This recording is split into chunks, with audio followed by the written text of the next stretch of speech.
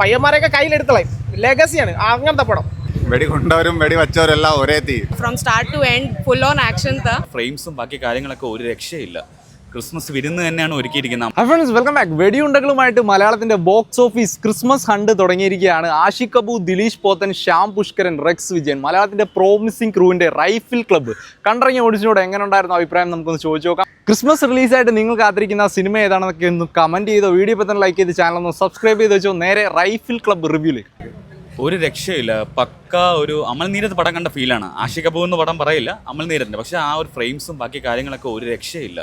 Christmas വിരുന്ന് തന്നെയാണ് ഒരുക്കിയിരിക്കുന്നത് അമൽനീരത്ത് എന്ന് ഞാൻ പറയാം. നാളെ മാർക്കും ഇറങ്ങാൻ പോകുന്നുണ്ട്. അതിന് കട്ട എതിരാളി തന്നെയാണ് നമ്മളെ റൈഫിൾ ക്ലബ്ബിലുള്ള ടീം. എങ്ങനെ ആക്ഷൻ പാക്ഡ് ആണ് ഫുള്ളി. ഡ്യൂറേഷൻ വരെ തന്നെ പാക്ക് ചെയ്തിരിക്കുന്ന നമുക്ക് കാണേണ്ട രീതിക്ക് ഫാസ്റ്റ് പേസിൽ തന്നെയാണ് പോയിരിക്കുന്നത്. ഡയലോഗ് ഡെലിവറി ഒക്കെ നല്ല രസകരമായിട്ടുണ്ട്. അത് തിയേറ്ററിൽ തന്നെ കണ്ടാലേ നമുക്കത് മനസ്സിലാവത്തുള്ളൂ. ഓക്കെ, എന്തായാലും ഉറപ്പാണ് മാർക്കൊക്കെ ഒരു എതിരാളി തന്നെയാണ് rifle club. Okay.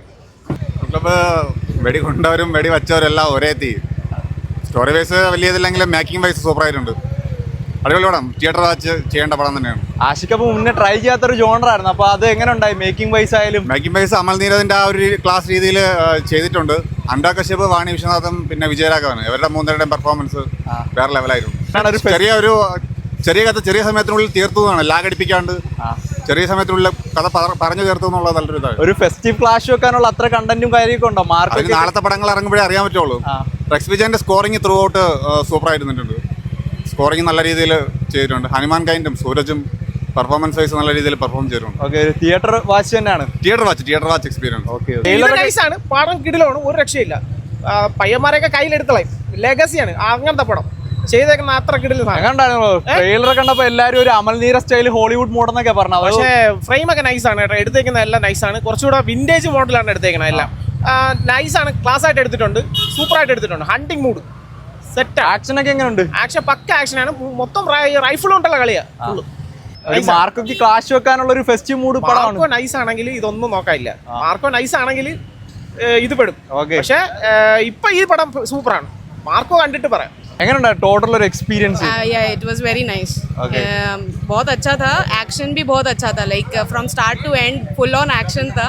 So it was a very good experience. Seeing so much action and also the girls were performing very nicely. So its trailers looks like a Hollywood touch. Did you feel like that? Yeah, even Kashyap was there. So it was a very nice acting actually. Okay. Do you suggest for a theater watch? Yes, obviously. It's a very good.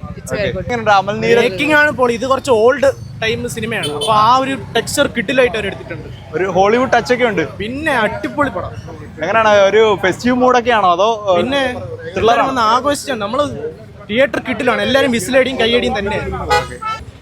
Ashiq കപൂറിന്റെ അവസാനത്തെ 2 പടം എല്ലാ ഇതില്ലായിരുന്നു. പക്ഷെ ഇപ്പം എല്ലാ വയസ്സും first half ഭയങ്കര കോമഡിയും കാര്യങ്ങളും, climax എവിടെയൊക്കെ ചെന്നെത്തി.